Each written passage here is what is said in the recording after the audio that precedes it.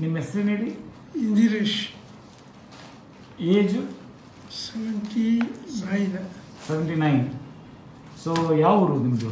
Kollegal. So ನಿಮಗೆ ಹಾರ್ಟ್ದು ejection fraction ಇತ್ತು ಮತ್ತು ಕಿಡ್ನಿ ಪ್ರಾಬ್ಲಮ್ ಇತ್ತು. ಹೌದು ಸರ್. ಸೊ ನಮ್ಮಿಂದ ಮೆಡಿಸನ್ ತೊಗೊಂಡಿದ್ರಿ. ಹೌದು ಸರ್. ಸೊ ಡಿಫ್ರೆನ್ಸ್ ಏನು ಗೊತ್ತಾಯ್ತು ಹೇಳಿ? ನನಗಂತೂ ರಿಪೋರ್ಟ್ ನೋಡಿ ಟೋಟಲ್ ಕಿಡ್ನಿ ಏನು ಡ್ಯಾಮೇಜ್ ಆಗಿತ್ತು, ಕಿಡ್ನಿ ಎಲ್ಲ ಸರಿ ಹೋಗಿದೆ ನೋಡಿದ್ದೀನಿ. ಸೊ ನಿಮಗೆ ಫಿಸಿಯೋಲಾಜಿಕಲಿ ಏನು ಚೇಂಜಸ್ ಆಗಿದೆ ಅದನ್ನ ಹೆಂಗಾಗಿತ್ತು? ಮೊದಲು ಹೆಂಗಿದ್ರಿ? ಮೊದಲು ಹೆಂಗಿತ್ತು, ಇವಾಗ ಹೆಂಗಿತ್ತು? ಮೊದಲು ತೊಂದರೆ ಇತ್ತು ಸರ್. ಏನೇನು ತೊಂದರೆ ಇತ್ತು ಮೊದಲು? ಅದೇ ಹಾರ್ಟ್ ಪ್ರಾಬ್ಲಮ್ ಇತ್ತು,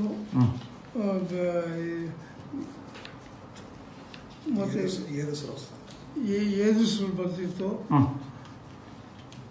ತಲೆ ಸುತ್ತು,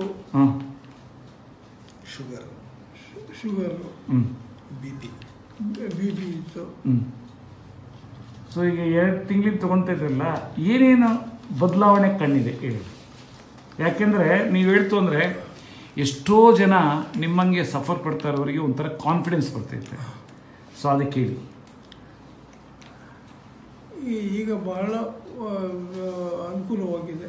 ಯಾವ ರೀತಿ? ಎಲ್ಲ ಕಡಿಮೆ ಆಗಿದೆ. ಅದು ಮೊದಲು ಸಫರ್ ಆಗ್ತಿದ್ದೆಲ್ಲ ಕಡಿಮೆ ಆಗಿದೆ. ಎಷ್ಟು ಪರ್ಸೆಂಟೇಜ್ ಕಡಿಮೆ ಇದೆ ಅಂದಾಜು? ಒಂದು 50% ಆಗಿದೆ. 50% ಆಗಿದೆ. Very good. ಬಟ್ ಕಿಡ್ನಿದಂತೂ ಟೋಟಲ್ ಎಲ್ಲ ಪ್ಯಾರಾಮೀಟ್ರು ಚೇಂಜ್ ಆಗ್ಬಿಟ್ಟೈತೆ. ನಿಮ್ಮದು ಕಿಡ್ನಿ ಪ್ರಾಬ್ಲಮ್ ಆಗಿ ಕಿಡ್ನಿ ಫೇಲ್ಯೂರ್ ಆಯಿತು ಅಂತಂದರೆ ಸೈನ್ಸ್ ಪ್ರಕಾರ ಏನು ಎಲ್ಲ ಇನ್ಕ್ರೀಸ್ ಆಗಿರ್ತೈತೆ. ಯಾವುದು ಯೂರಿಕ್ ಆ್ಯಸಿಡ್ಡು ಇನ್ಕ್ರೀಸ್ ಆಗ್ತದೆ, ಕ್ರಿಯೇಟಿನಿನ್ ಇನ್ಕ್ರೀಸ್ ಆಗೋಕ್ಕೆ ಶುರುವಾಗುತ್ತೆ. ಆಮೇಲೆ ಅದರಿಂದ ಇದು ಏನು ಸೋಡಿಯಮ್ಮು ಕಡಿಮೆ ಆಗ್ತೈತೆ, ಪೊಟ್ಯಾಷಿಯಮ್ ಜಾಸ್ತಿ ಆಗ್ತೈತೆ, ಆಮೇಲೆ ಕ್ಲೋರೈಡ್ಸಲ್ಲೆಲ್ಲ ವೇರಿಯೇಷನ್ ಆಗುತ್ತೆ. ಸೊ ಈಗ ಆ ರಿಪೋರ್ಟ್ನ ಈಗ ನೋಡ್ತು ಅಂತಂದರೆ ಅದೆಲ್ಲ ಚೇಂಜಸ್ ಆಗಿದೆ ನಿಮಗೆ. ನನಗೆ ಭಾರಿ ಖುಷಿ ಆಯಿತು.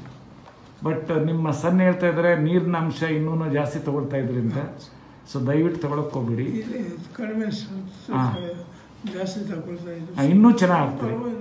ಒಂದು 6 ತಿಂಗಳಿಗೆ ನೀವು ಹೆಂಗೆ ನಾರ್ಮಲ್ ಆಗ್ತೀರಿ ಅಂದರೆ ನೀವು ಯೋಚನೆ ಮಾಡ್ಕೋಬೋದಿಲ್ಲ. ಆ್ಯಕ್ಚುಲಿ ಲೋ ಬಿ ಪಿ ಇತ್ತು ಸರ್. ನಾವು ಬಿ ಪಿ ಚೆಕ್ ಮಾಡುವಾಗೆಲ್ಲ ಲೋ ಬಿ ಪಿನೇ ಇರ್ತದೆ. 70/40, 80/50 ಆ ಥರ ಬರ್ತಾ ಇತ್ತು.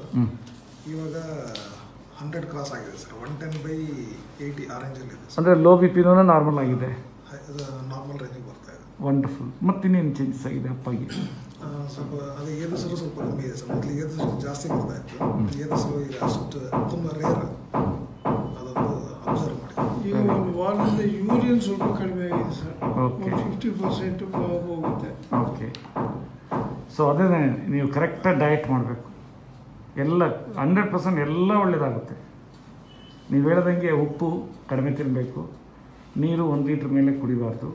ಸೊ ಎಲ್ಲ ಸರಿ ಹೋಗುತ್ತೆ. Okay, thank you.